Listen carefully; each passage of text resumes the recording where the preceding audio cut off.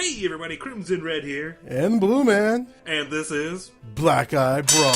Oh shit. For all those new to Black Eye Brawl, Blumann and I are going to discuss a topic for about 30 minutes, and this week's topic is... games we hate that everyone loves. Vol.1. Adventure games. Ooh, adventure games. Are we going to label what adventure games are, or is it pretty self-explanatory? Because it's kind of one of those topics that's very broad. It covers so many things, encompasses so many games, and you know, most people think about what Zelda, we think about Jak and Daxter, we even go so far as to think of some RPGs.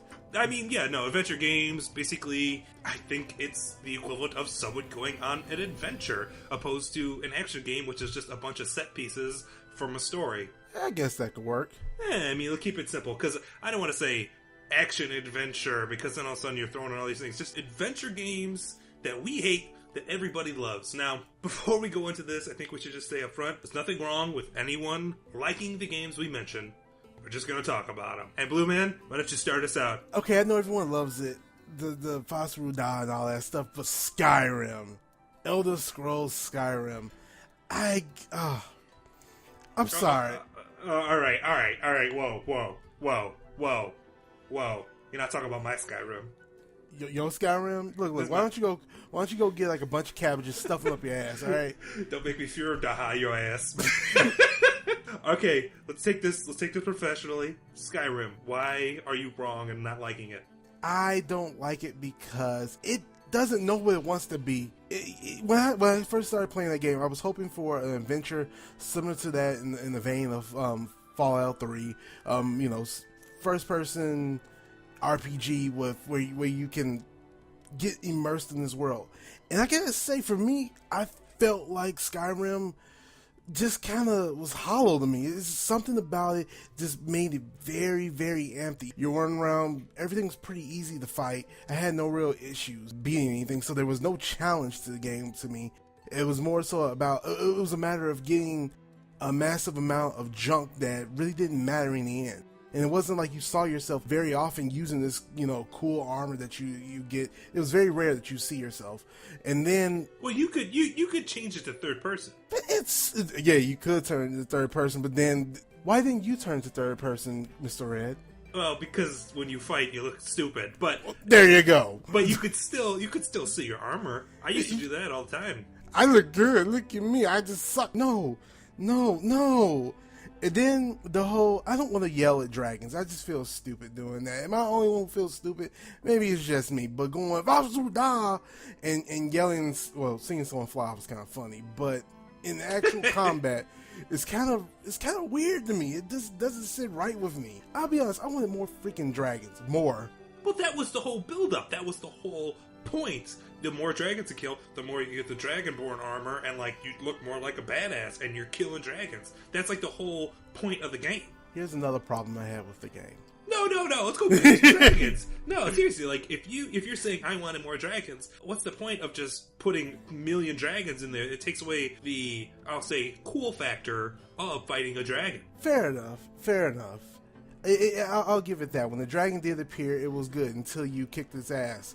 If it decided to land, close enough for you to kick its ass. That's because you just don't know how to play, Chris. I don't know how to play. Okay. But you know what? The number one thing about the game that kind of teed me off was the children. You know, one little arrogant kid that was like, what they call him, the Jarl son, the king guy, son, I forget what he was called, but yeah, little snippy, snooty kid who was like mouthing off to you. If there's anyone I wanted to Fus-Dur-ah, was his little punk ass. Like, you don't know me. You don't know where I'm from. You wanted to Fus-Dur-ah his ass in the air? Yes. Well, okay. Yes. Okay, I gotta ask you, how much did you play? I put in maybe 10 hours. Okay, I say that's definitely an adequate amount of time to even review a game. I mean, I'm not one of those people that say you have to complete everything to get an idea of the game. What exactly didn't you like? I didn't like the feel of it. Like, when you get into the game, all these things come together to build this giant cohesive world.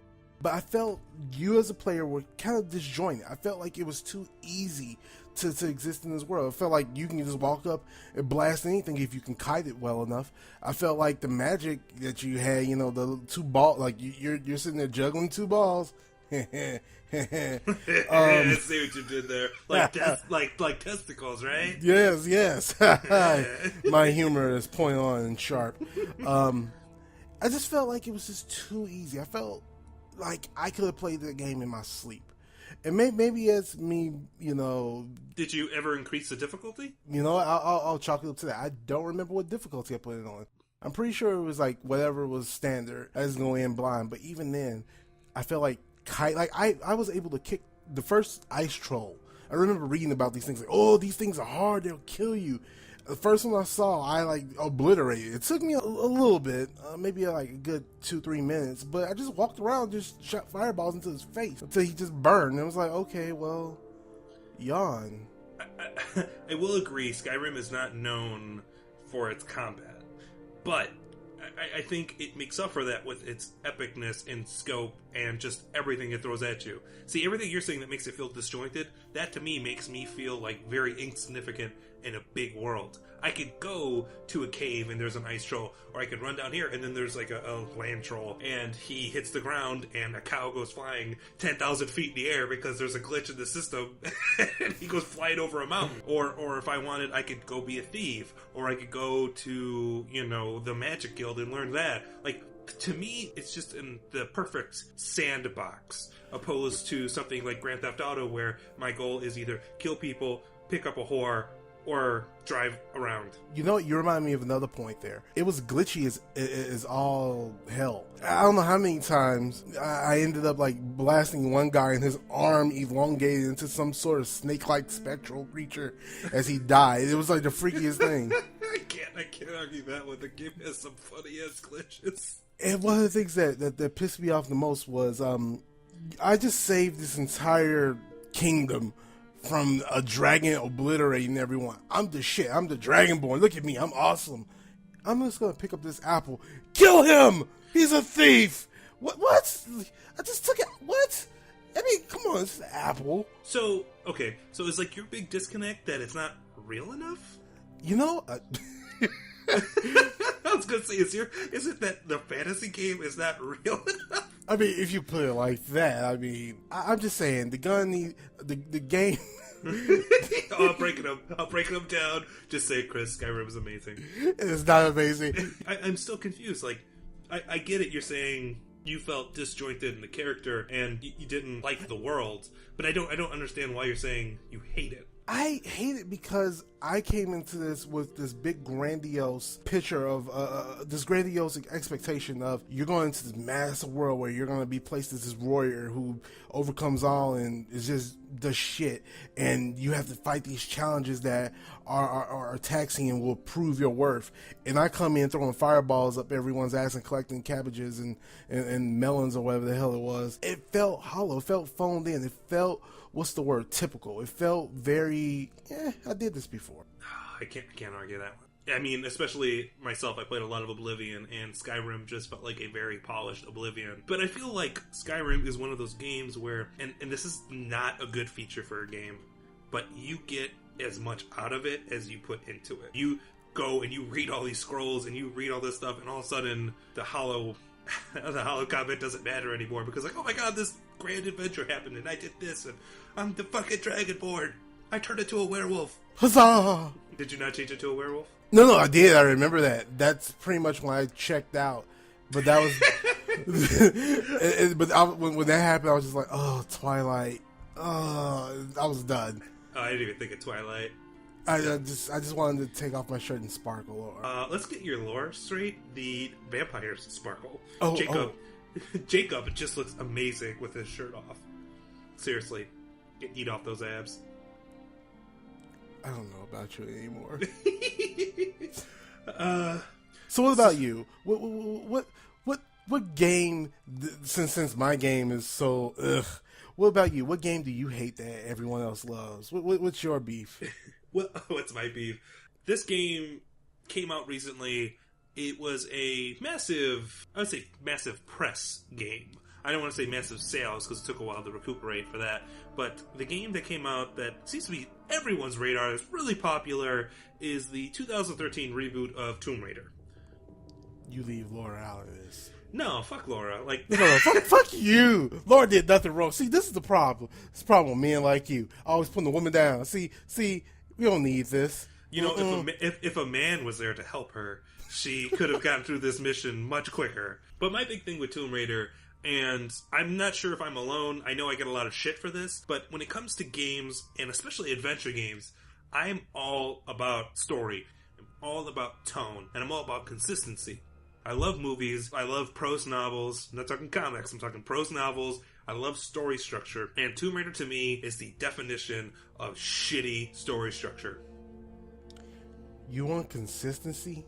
What the fuck is this, Jell-O pudding? Yes, I want each bite to be the same comparison of horse hoof to chocolate. Well, you see, the problem with you in this game is, you see... Oh, I was waiting for it to come out. Yeah, you can't mention pudding without mentioning the cause. What? Okay, the story... Okay, fine. My big thing is not even the story in general, like the actual plot of this woman's reincarnate, and, you know, I'm not going to do spoilers, but the whole story is throwaway. My big thing is the tone of how it's set up. Right in the beginning, and even the advertising before the game came out, they said, you're going to learn about Laura's origins and who she was and how she became a strong woman, and you're going to hunt, and you're going to survive, and this is the real grit. This is the shit. This is the Christopher Nolan of Tomb Raider games. And then the game comes out, and the first hour, yeah, you're feeling it. Yeah, she falls down a pit, and she hurts herself, and she's learning to heal it, and hunt a deer, and get a bow. And then immediately she's a fucking Terminator, just mowing down everyone. I mean, Terminatrix would be the proper term here. I mean, that was my big disconnect, and it's a problem I have with the Uncharted series as well, but for some reason in Tomb Raider, it really stuck out to me, because before she had even gotten on this boat, she was an innocent. She should be stumbling with guns, not flipping magazines in the air, grabbing it with the one hand, loading it one hand, and not looking and shooting behind her back. This is like... Dude, no, she is not even... She should not be jumping from the top of a fucking 50-foot mountain with her hook out, and like, yes, I'm going to grab it, and sliding down a mountain while shooting a cougar, and then pulling out a pistol with her other foot, like takes her boot off, and is killing other things. She should not be the equivalent of Blade from the Marvel series. Wesley Snipes will see you in 5 years, but what I'm saying is, like, that's my big problem with the game, is Laura. I think they handled her awful. And now, granted, they took away the sex appeal. Well, let me rephrase that. They took away the triangle massive breasts for a more realistic life model with still massive breasts. But that doesn't make the game good. I fucking hated it. I don't know what game you play with the mountain snowboarding, cougar shooting action. That sounds amazing. I want to play that. Michael Bay presents Tomb Raider is what you just described. So many lens flares, guys. So many. But, you know, I will say that the game does have its weak points. It does. And the story is definitely one of those. But I love the fact that you have a strong female lead who isn't going around trying to either fuck people or fuck people. You know, she's actually in this world, you know, not necessarily being the baddest of badasses. Like, towards, you know, as you get into the game, sure, your personal skills come in. But, dude, she can't even really fight. You know, you can try to hit one of the guys, one of these huge behemoth guys that are in there with armor and stuff, and you're not going to do too much damage to them. You need to, like, get in a position to take advantage of your slightness versus their massiveness. And I love that part. That's just a gaming element. Like, that doesn't feed into her character that she's not a good fighter. No, I mean, yes, it's a gaming element, but how many times do you see that gaming element applied to a female character in a way that doesn't seem cheesy and something worthy to be put on Cinemax?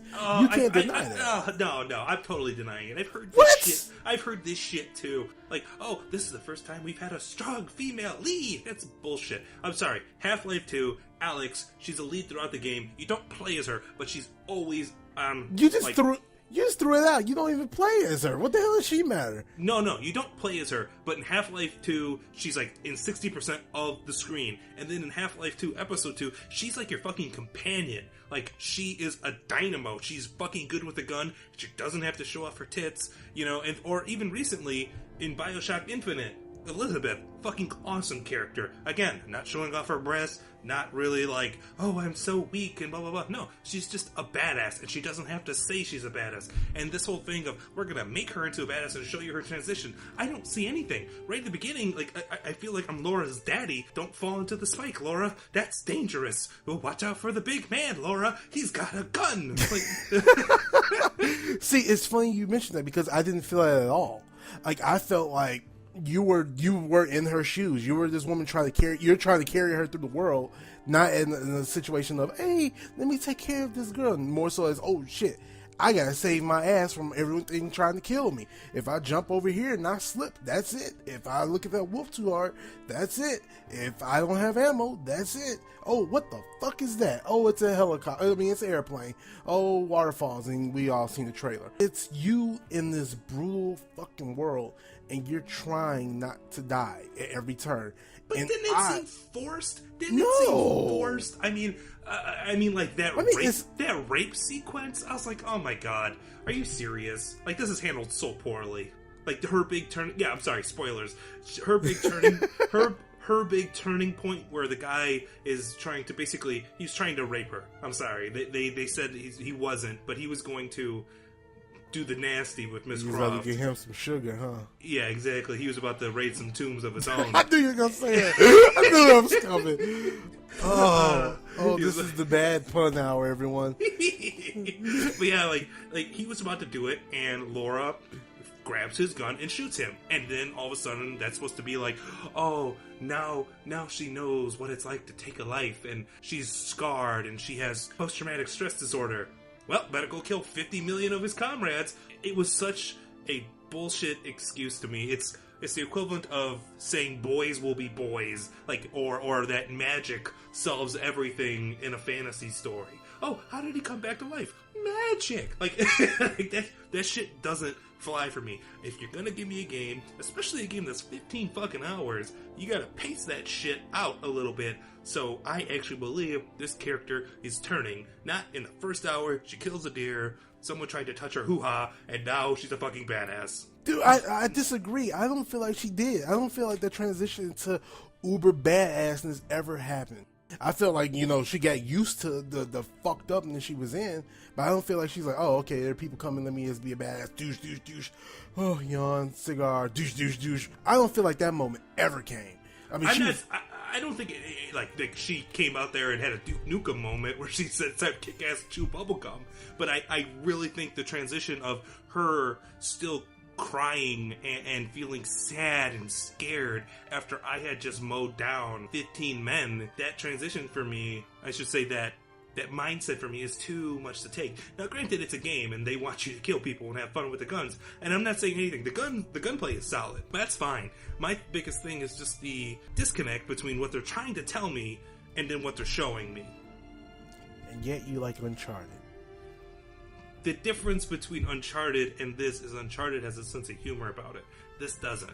So you want someone to get raped and you want to laugh about it? Is that my understanding here? Well, I'm not saying I want to giggle. Like, it's not like I went in to see the movie The General's Daughter and was just having the time of my life. What I'm saying is they're hitting serious subject matters about a transition from a woman, from an innocent, prepubescent child who just hit her teenage years, going on her first adventure, to extreme killing machine in 10 seconds flat. I need a little bit more for me to truly believe it. I need her to maybe kill this guy because he did this, and then the next time she kills someone, maybe her hands are shaking. Maybe some shit like that. Make her gun handling a little wobbly. Give me something. Make it like Alan Wake's controls if she can't handle her fucking weapon. Don't make it where, well, I killed him. Now I can pick up this, AK-47, strap on this fucking sight, and all of a sudden I'm playing Call of Duty Tomb Raider.